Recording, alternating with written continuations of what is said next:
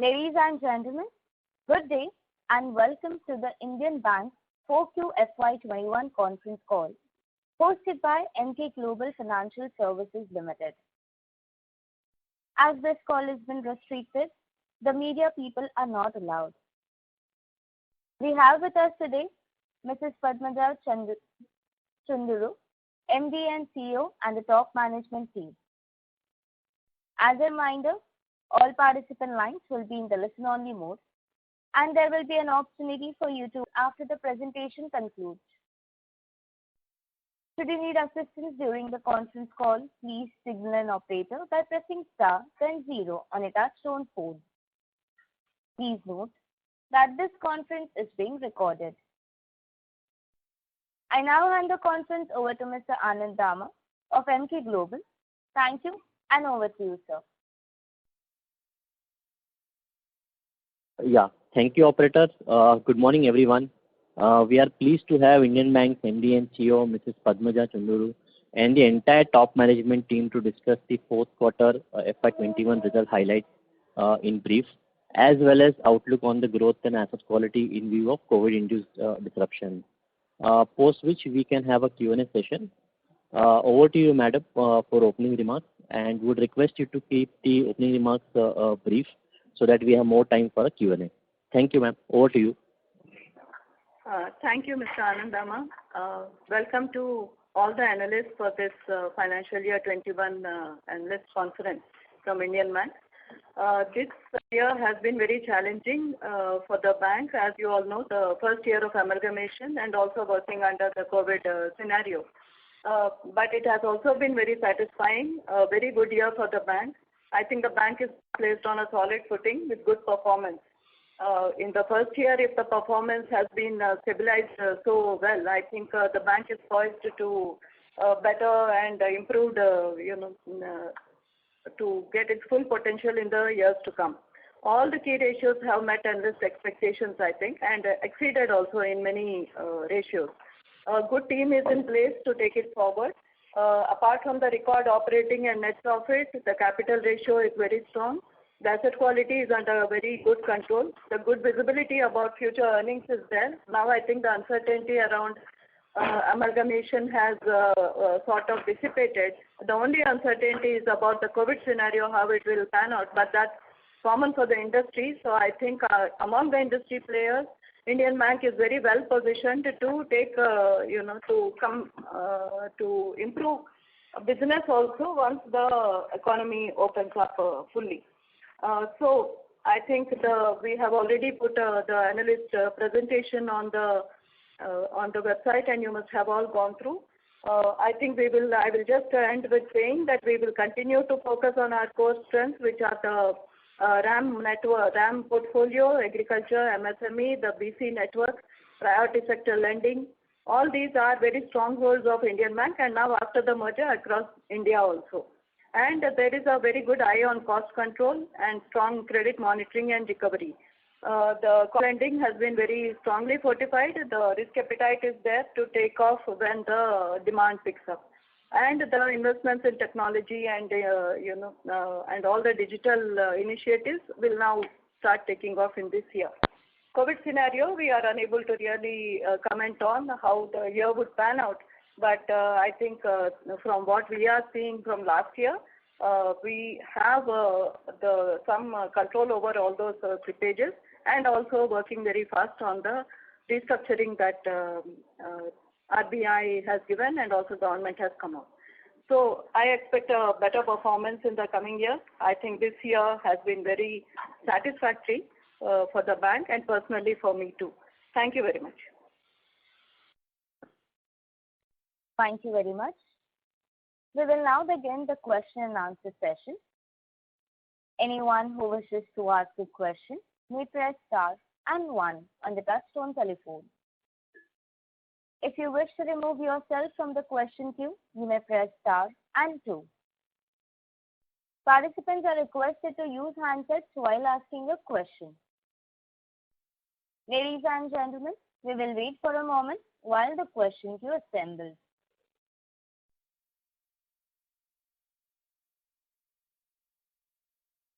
The first question is from the line of Rishikesh Oza from Robo Capital. Please go ahead. Hello. Yes, please. Hello. Hi, ma'am. Good morning. So my first question is, ma'am, except for the last quarter, the yield on advances were around 7.5% or so. So is it fair to assume same yield going forward? Yes, I guess so, because if at all interest rates are going, either they will be steady or they will only go up. I think there is no downside now. I mean, there cannot be any further reduction in interest rates, but the yield on advances, yes, I think we will maintain that. Our focus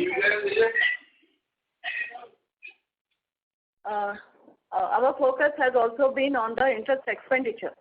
The bringing down the cost of funds, bringing down the cost of deposits, and also improving efficiencies in the system, which is very visible through the reduction we could bring in the interest expenditure. Oh, okay, ma'am. And the second question is for the next 2 years, FY22 and 23, if you could share the credit cost guidance and loan book growth guidance, please.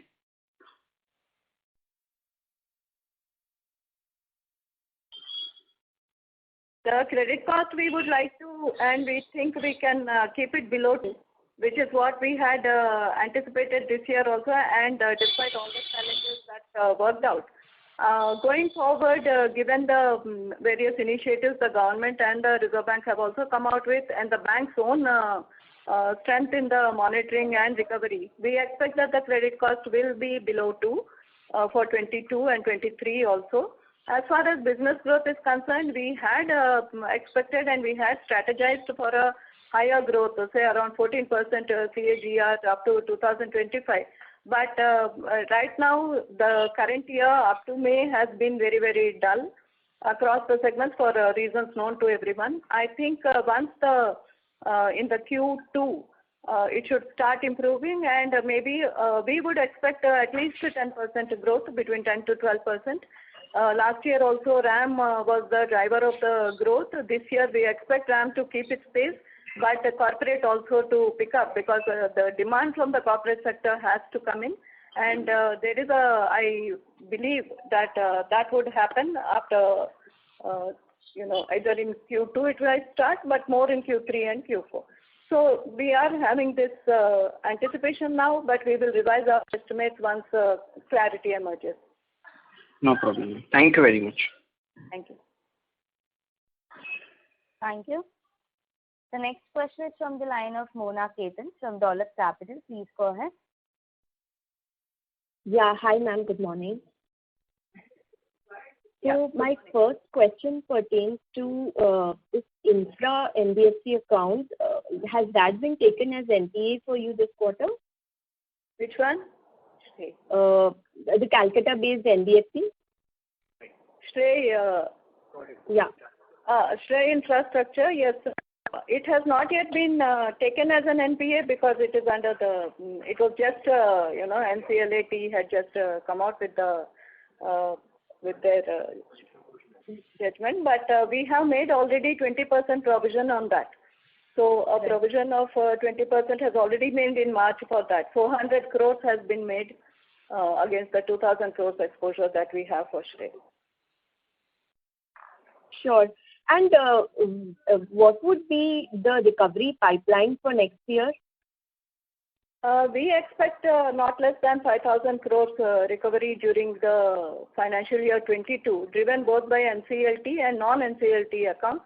Also the smaller accounts, less than 1 crore accounts. This year also there was a recovery through OTS and other mechanisms. So next year also we expect, we are giving a guidance of about 5,000 crores overall recovery.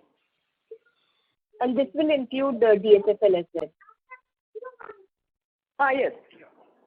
And other than DHFL, what would be the large accounts that may be under pipeline for you? Other than DHFL, I think Kanani Nashri is already done, and it will come in the June quarter.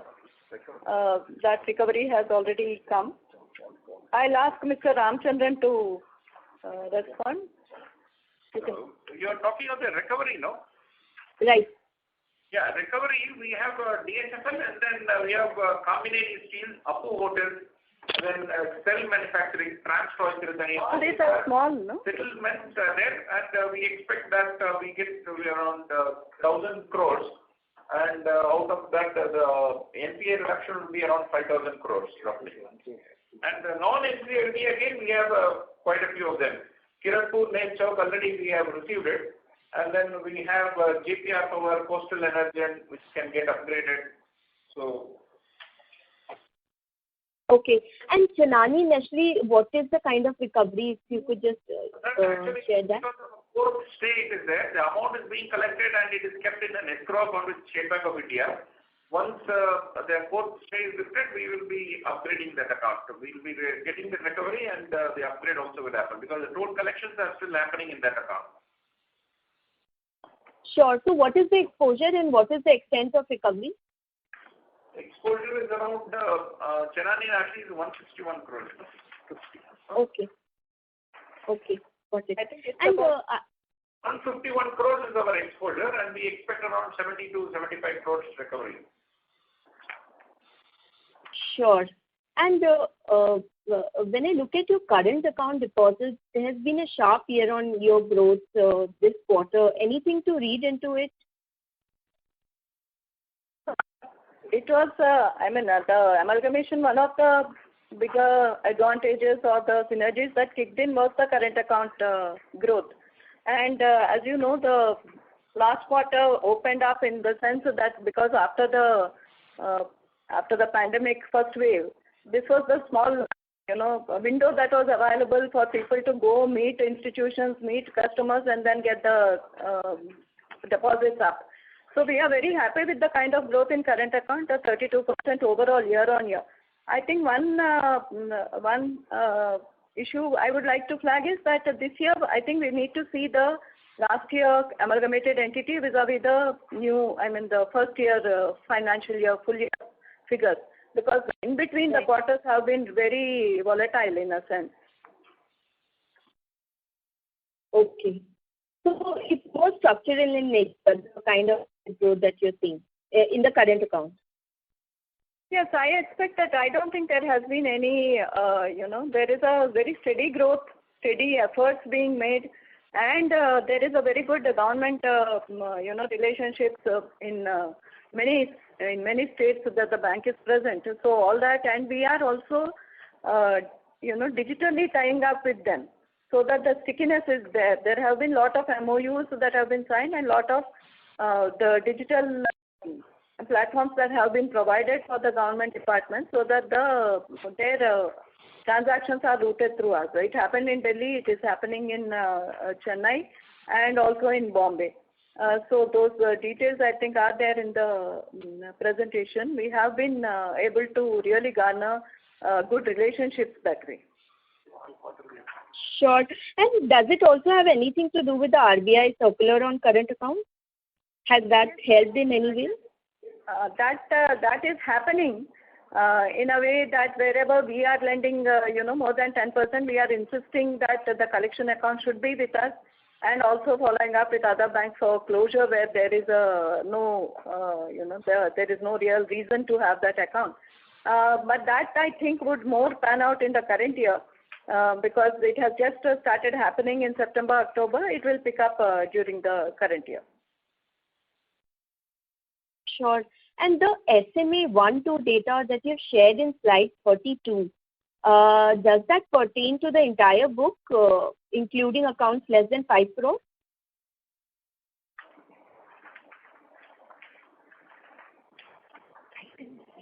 It's the entire book. It is the entire book. Okay. And how much would be your SMA 0 also if you have the data with you?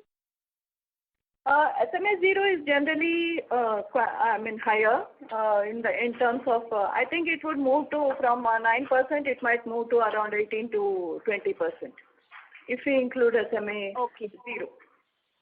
Okay. And lastly, on the capital raising plan, you've taken board approval for about 4,000 crore. So with a CET1 of 11.3%, I just want to understand what is it that is resulting in a plan for capital raise, because we will result in equity dilution. This will lead to an equity dilution. Yeah. So there was this, COVID scenario planning and stress testing that we had done of our portfolio.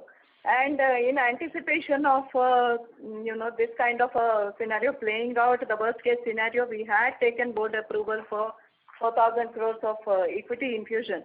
But given the way the year has panned out, the slippages have been lesser than what we expected. I think the performance has been better, and also various initiatives, again, as I mentioned, which helped. I think we will take it as it comes when the market is good, and when we can get a good price. So that is when we will do the QIP. But we have the approvals necessary, all necessary approvals in place. Okay, so your stock price is currently trading below book. So is it fair to say that you may not end up raising equity if the prices continue to be below book? Below book is 250 or something, but the book value it is. So what we want to do is two things. One is, again, make the balance sheet strong, which is already there with 15.7 capital adequacy. The second thing is that we need to bring down the government ownership below government stake below 75%. So that was also one of the triggers for this approval from the board, just to keep the things ready. But we are in discussion with the ministry. We will take it, if that works, then we would be able to there may not be any immediate requirement for capital infusion. So we will observe the market trend and take a call. This is the operator. May I request Ms. Ketan to please rejoin the queue for the follow-up question?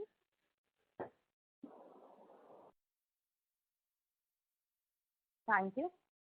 Ladies and gentlemen, to ask a question, you may press star and 1 now. The next question is from the line of Ashok Ajmera from Ajcon Global. Please go ahead. Thank you, ma'am, for giving this opportunity. I'm Ashok Ajmera from Ajcon Global. Madam, at the outset, congratulations for showing the good numbers. The book has improved because of this kind of profitability. But the major profit has come from the tax credit of 913 crores, which is in this quarter. So having 930 crore added in the profit, and this quarter's 500 or 600 crore, whichever would have been the profit, 150 crore, 200 crore would have been the tax. So looking at this, I think this quarter's net performance is not that very encouraging as it looks. My second point is that your interest income and expense for the quarter, while your income from interest is reduced, your interest expended is increased. So that is one of the major reasons, I think, for little lackluster performance. So what do you have to comment on that, ma'am? First. Thank you, Mr. Ajmera. I think both the points. So first thing is about the DTA benefit to the net profit.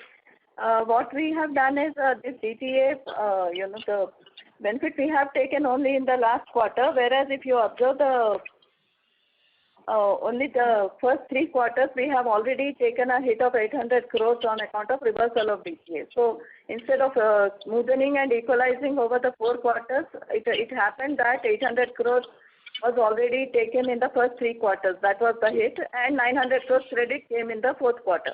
So it is only net 100 crores benefit to the bank for the full financial year on account of DTA. Secondly, this DTA is something that is going to happen. I think all the banks are doing it, and the tax advantage came from the accumulated losses that are there on the books. After amalgamation, there is no tax requirement, tax payment requirement from the bank, and so that actually also boosted the profit. I don't think this is a this is any, one-off. This accumulated losses are there on the books, and as the bank makes higher profits, higher operating profits in the coming years, at least for the next 2-3 years, we don't foresee any tax on the books, and so this should continue. The second part is, if you want more details, our team will give it to you about the DTA. We have it. Yes, that will give a major, because this is the analysis. Comfort we need what to we give. do.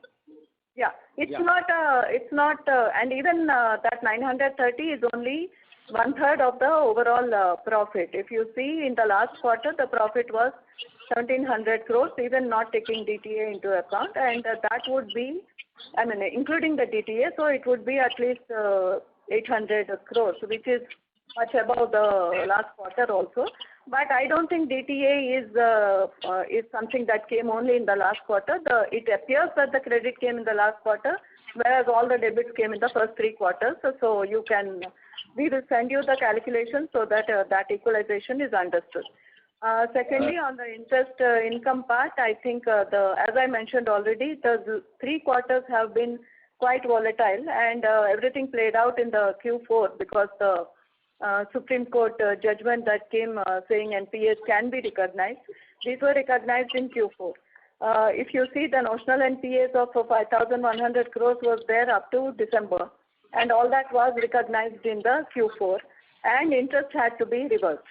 So 700 crore interest was reversed in the fourth quarter. This happened, I think, across the bank.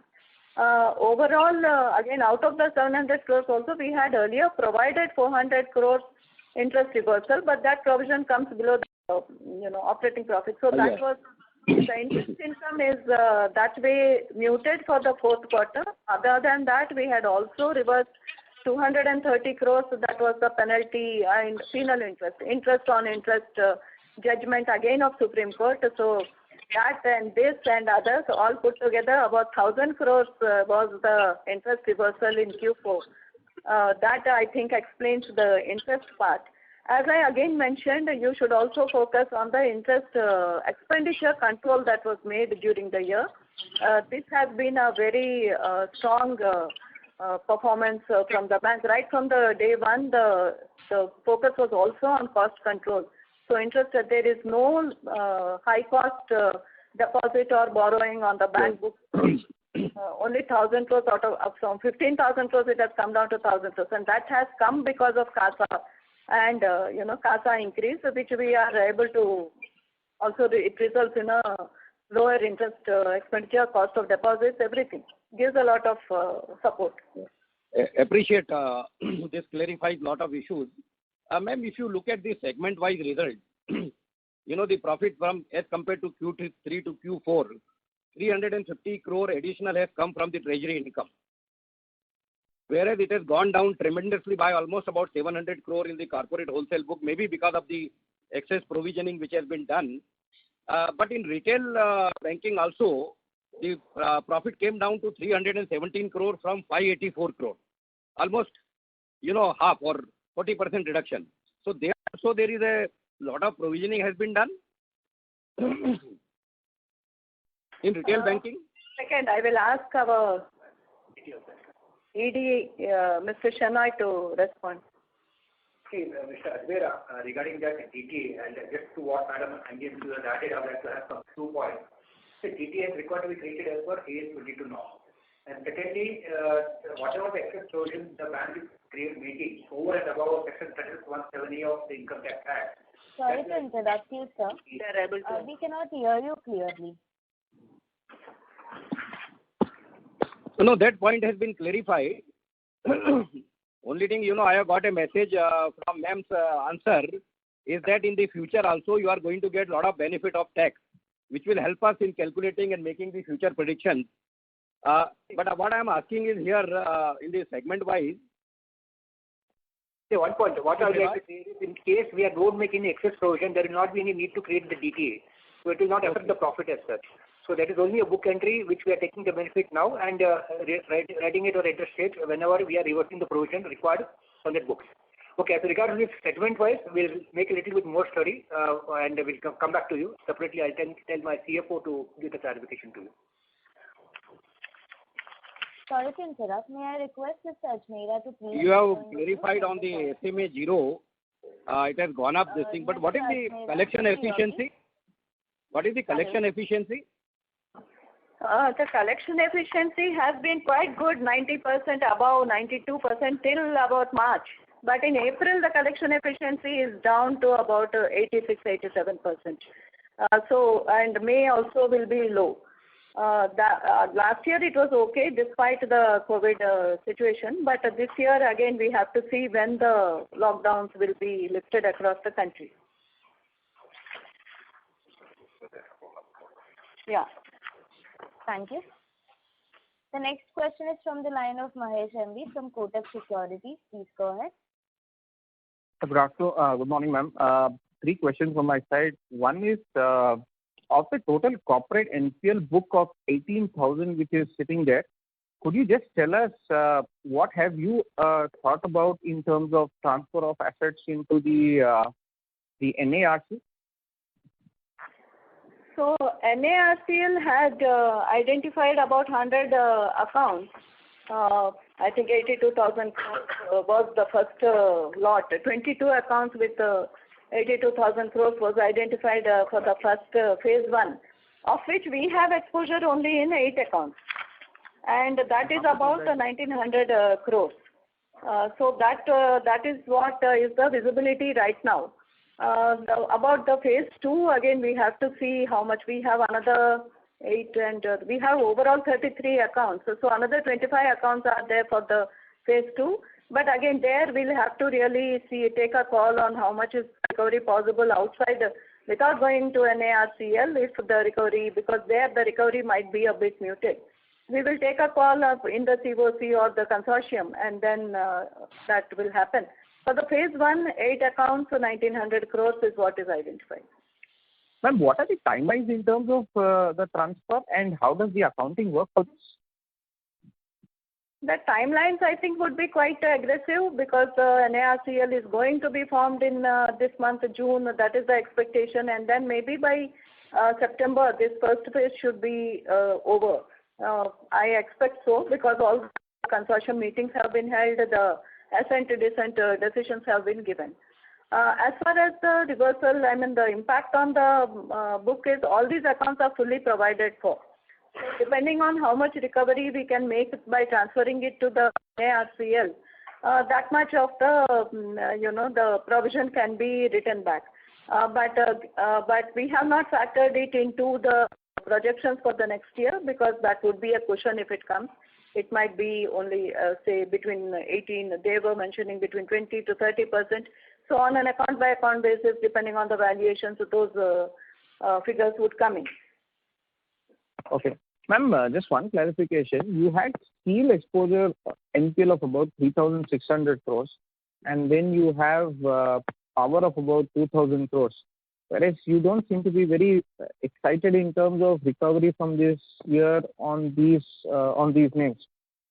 Just trying to understand what are we missing here. It's because the names that you had indicated earlier did not seem to be showing anything from these 2 sectors. Steel and power, you are asking about our recovery prospects in steel and power sectors.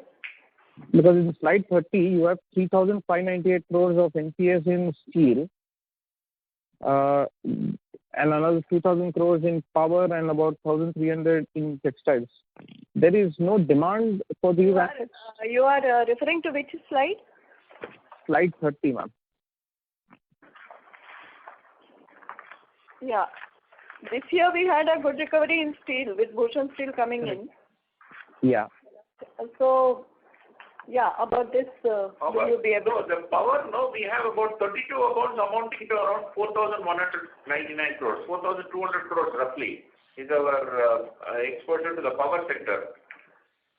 And as regards the other one, no, steel also, because now that the prices of steel have picked up and then we find some traction. So we hope that either it will be through NCLT or through other options, we will be in a position to offload some of these assets, whichever is there. And the other one is that NINL, no, that Neelachal Ispat and MMTC is there, which we hope that there is a move by the government itself for divestment, and if that happens also, we will see good recovery in that account. Perfect. Perfect. And my last question, ma'am, your ECLGS disbursements, if I could have the quantum, and also just to understand, you have an SMA book of about a little over 20% in the MSME book. Why is the restructuring in this segment low, and why is the ECLGS? If I could have the ECLGS disbursements, it would be great. You are asking about the MSME restructuring? Yeah. Your question was not very clear. We couldn't hear properly. You have approximately a little over 20%, which is sitting in SMA 1 and 2 in the MSME book. Right. Yet restructured loans on the MSME book is just about 2%. What is preventing you from restructuring a much larger proportion of the MSME book? That's the question. So MSME book restructuring was happening even last year. It has, as you mentioned, yes, the eligible accounts, out of the eligible accounts, more than 85% have been restructured. Not every MSME account is eligible for restructuring given the RBI norms. This year the norms have been a bit, they have identified, they said all the standard assets can be restructured, and even on the earlier restructuring they have given us a window to extend the repayment moratorium by another 12 months. So we expect that this year the MSME restructuring will pick up much better, and also the COVID again impact of the lockdowns, people not being available both at the bank side and the borrower side. So MSMEs have a lot of vulnerabilities that way. This time in the new dispensation, all the banks have, templatized the less than 10 lakhs loans, and that would make it much more with a portal and all that. We also have come out with that portal. We have a direct connection with the MSMEs. So this year we expect the restructuring to be better in terms of takeoff. But last year also in terms of that it was whatever could be restructured, except where the unit was closed or the borrower was not available or for some such reason. Otherwise, they were restructured. Sure. And MSME is going to be vulnerable even in the current year. If there is one segment of the bank that is, we are continuously focusing on, that is MSME. Both in terms of growth and also in terms of the new loans or whatever relief we can give, and the restructuring also, so that we keep on keeping, it's both in the interest of the industry and the bank. Sure. And your ECLGS number, that's the last question. What is that? ECGLS. ECLGS, what has been your total disbursements and sanctions? Yeah. ECGLS, one scheme, our sanction was 5,894 crores. And disbursement was 5,200 crores. And in ECGLS 2, the disbursement was, though the sanction was high, the disbursement was half, 926 crores sanction and 561 crores disbursement. This was then there is a ECGLS 3 that is introduced during the current financial year. So there I think it is still about less than a crore, but it will happen. This is the hospitality, travel, tourism, leisure. Yeah. Perfect. Thanks a lot. Thank you. The next question is from the line of Ayushi Garodia from ITI. Please go ahead. Yeah, hi. Morning. So basically what I wanted to understand is your slippages in corporate segment is around 2.3%. So can you give some color on what are the basic sectors or some companies where you're seeing the slippages from? Yeah, just 1 minute.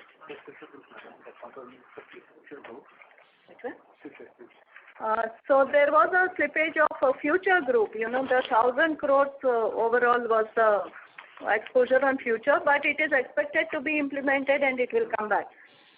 It's already implemented. Okay. So in the June quarter, we have this Future Retail, due for upgradation, Also, this Chalani Nashri. NPA, madam. That is NPA. Okay. Yeah. So that was that was one of them. Then Neelachal Ispat and MMTC, we already discussed. These are government accounts. Others are all small accounts in textiles and in infrastructure. Sure, ma'am. And of your restructuring invoked of 2.42%, how much you think will get implemented going forward? Because as of now, it's just 0.33% in corporate. Yes. In corporate, again, I think wherever we had the exposure, the implementation has, it's in our control, where we have the consortium leadership or, or it is a bilateral arrangement. But where in the consortium, I'll just give you the figure. What is expected? That is done. Now what is expected? Another 400 crore. So that 0.72% which is implemented will go up to 1%. And against the invocation of 1.64, we will be able to implement 1% only. Okay. And this rise of around 28 books will come from corporate only. It will not be a retail or MSME led. Which one? The rise which you're telling from 0.72% to 1%, it will come. The rise will be from the corporate itself. Yeah, corporate. Sure. And ma'am, if I look at your retail performance, the slippages of 1.60% is very low as compared to the private sector banks. So is it that in FY22 will continue with this performance, or some slippages from retail front can be seen there? I think again it is the book and the mix of the book that makes the slippages lower than private sector. We don't have unsecured loans on our book. That is a very small part of the credit card.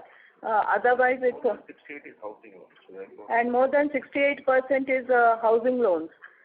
So again, that also gives a lot of comfort. That's the reason why the retail slippages could be lower. And also, but in the current year, we expect it to go up a bit. It won't probably be at the same level, given the kind of stress that is there in the economy.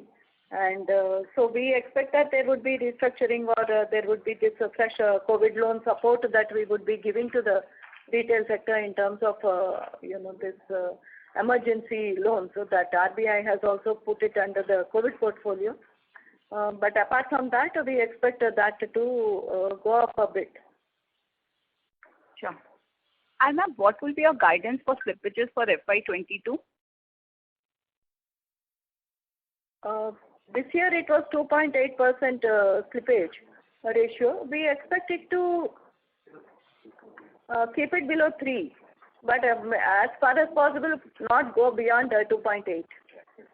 So that is the way we are looking at it, because agri is quite okay, retail only a small notch up, MSME is where again the issue would be, but that is also under control, and this restructuring and additional loans will help. So we expect that this slippage will be below 3. Sure. And ma'am, like you mentioned previously also, MSME book, your slippages is 4.3%, and 40% of the customers, if I do the back calculation, have availed benefit of ECLGS. So are you seeing more incremental pain there even in the ECLGS book, or how is basically, can you give some more color on the MSME book? Yeah, so in the restructuring we had done on MSME, we had restructured about 5,400 crores, that was restructured, and out of that, the 4,400 crores is outstanding as of March 21. So the slippages in those accounts of that 5,400 crores was about 800 crores. So that would, the restructured book, already restructured. Again, this year there has been a slight facility provided that the moratorium can be extended. So we expect that would help these units.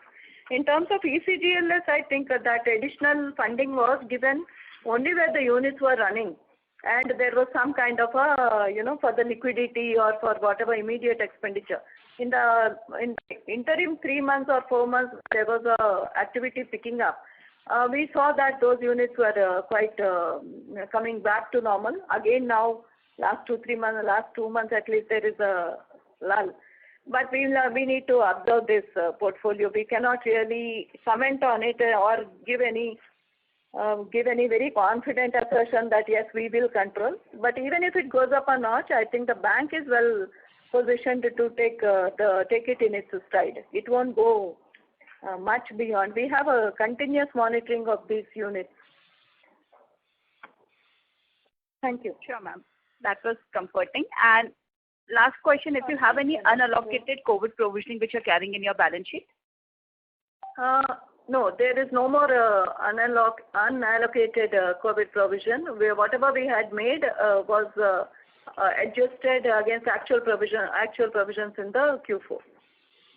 Sure. Thank you so much, ma'am. Thank you. The next question is from the line of Venkat Dutta, an individual investor. Please go ahead. Hi.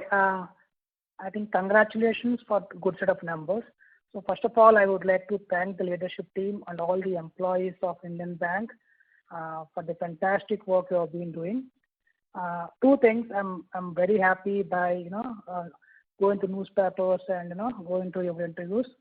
I think number one is to don't raise capital until the bank reaches stock price is a book value. I think this is a lot of confidence it brings the investors, because other banks are raising capital, Punjab National Bank, Union Bank of India, at a very low rate. And the other thing is, even I think we postponed raising AT1 bonds because of high interest rates. I think that's the I think that's what I would like to congratulate for the good work by management team, leadership team, and the employees of Indian Bank. I think even I think now a government has something like pay for better performance. I think these employees and management as what I call should be. I think even monetary benefits also should reach them. I think fantastic work. Thank you very much. That's all. I don't have any questions. Just I want to congratulate leadership team and employees of bank. Thank you. Thank you very much, sir. Yes, as you mentioned, the AT1, not only there is probably no immediate requirement, but also we had redeemed the bonds that were earlier raised at a higher rate. So that also brought down the cost of, this equity for us. This is all, I think, going in the right direction. The focus is on the cost control apart from earnings. The other part is I thank you for, complimenting the management team and the staff. This has been a very, very difficult year, and also with the amalgamation going on simultaneously. I think you said it when you said that it is a fantastic job from the staff. We have already announced a performance-linked, productivity-linked incentive of 15 days salary as a bonus to all the staff members. So I think that will go down well. That would be a good morale booster for them. The other part is that we have the board has recommended a dividend of 20%, 2 rupees per share, and that would also, I hope, reverse the trend of no dividend from the bank. I think this could set off a trend of higher and higher profits and dividends. I expect that the operating profit and net profit, what was recorded this year, will only go up in the next year. This is all based on a very steady performance and a very solid platform.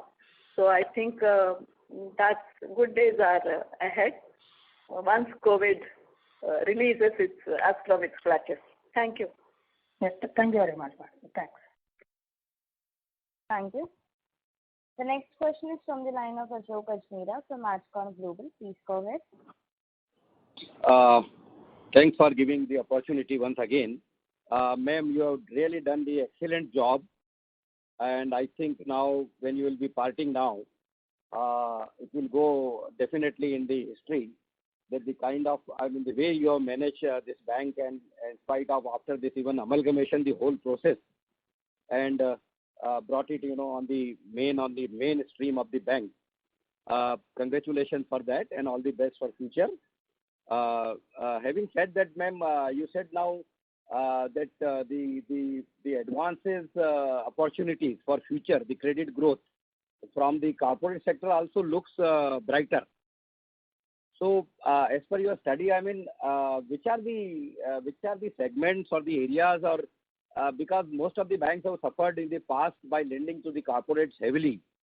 So, where you see this green shoots, or where do you see this opportunity for growing your business, ma'am? Yeah, Hello? thank you, Mr. Ajmera. Yeah, Yes. thank you Yes. again. So I think when I said the corporate, we already in this current year also we brought in lot many well-rated and strong track record corporates into the book. Indian Bank earlier, was a bit, we did not have so much exposure on many corporates. There was a gap available. With the large exposure framework and all of RBI, many bigger banks have actually run out of exposure. I mean, they have almost breached the exposure ceiling for many corporates. So that could also, turned out to be an advantage for us. We have brought in good corporates. And we are also insisting that wherever we do the term loans, we get a share in the working capital and non-fund based business. In fact, as much business has been done in the last year on corporate, it was also on the non-fund based book. So that reflects more in the earnings, not in the figures. We are looking at a good groups across the board. We are also looking at governments, PSUs, wherever those guarantees or there is some kind of a comfort. HAM projects, then LRDs, because our exposure on commercial real estate is very, very low. And we are picking and choosing the right groups and the right cities to actually go in. Once this clarity emerges after the COVID, I think we would be in a better position. As of now, we have more than 30,000 crores to be disbursed in this first or second quarter. Oh, that's great. Ma'am, on this COVID loan scheme of RBI of 50,000 crores, yeah, taking it a repo rate and also getting at the same time the 40 basis point benefit when you put the money back in this thing. On that front, is there any scheme which has been already circulated by the bank, and how much business have you already sanctioned out of that, and what is your target out of that 50,000 crores of medical loans or so-called COVID loan, and would you be comfortable through the NBFCs for onward lending? Yes, I think, yes, 50,000 crores RBI has announced. This is again for the hospitals, for oxygen manufacturers and the health care ecosystem.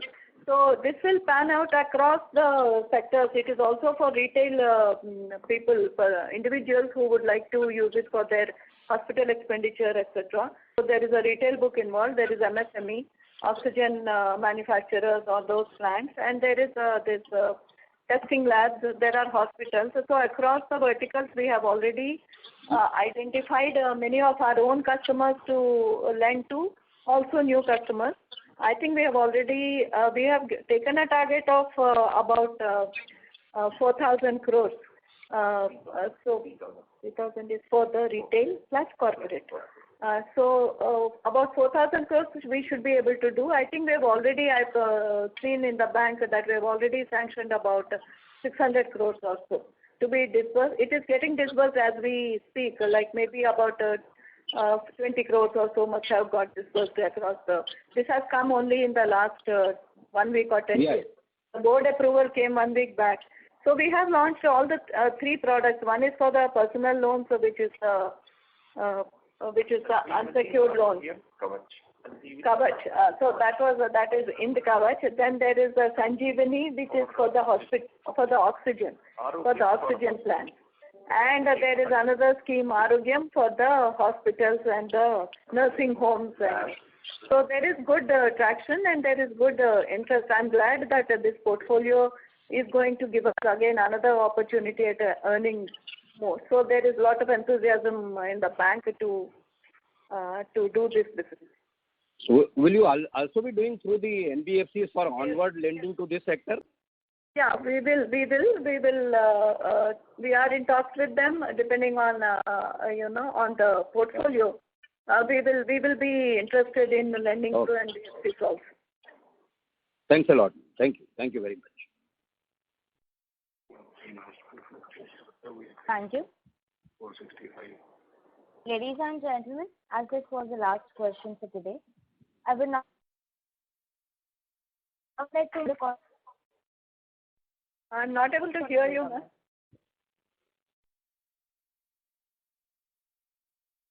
Hello?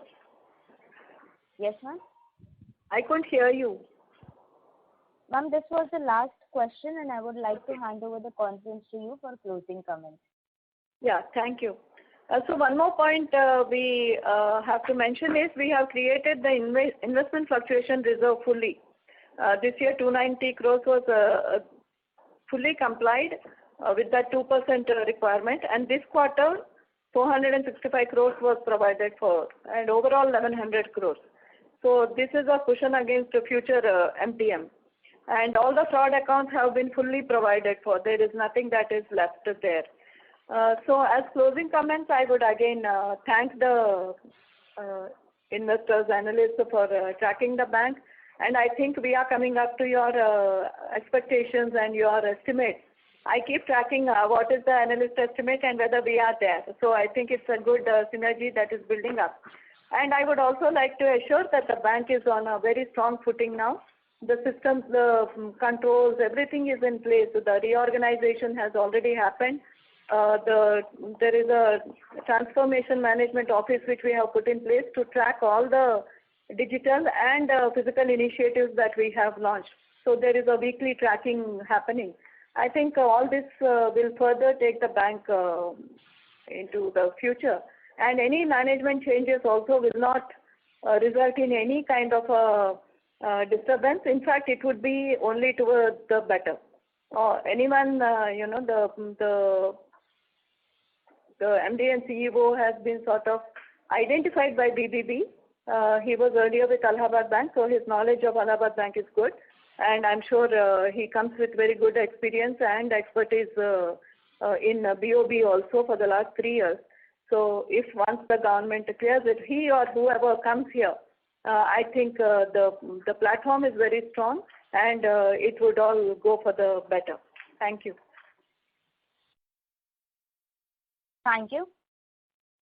On behalf of Emkay Global Financial Services Limited, that concludes this conference. Thank you for joining us, and you may now disconnect your line.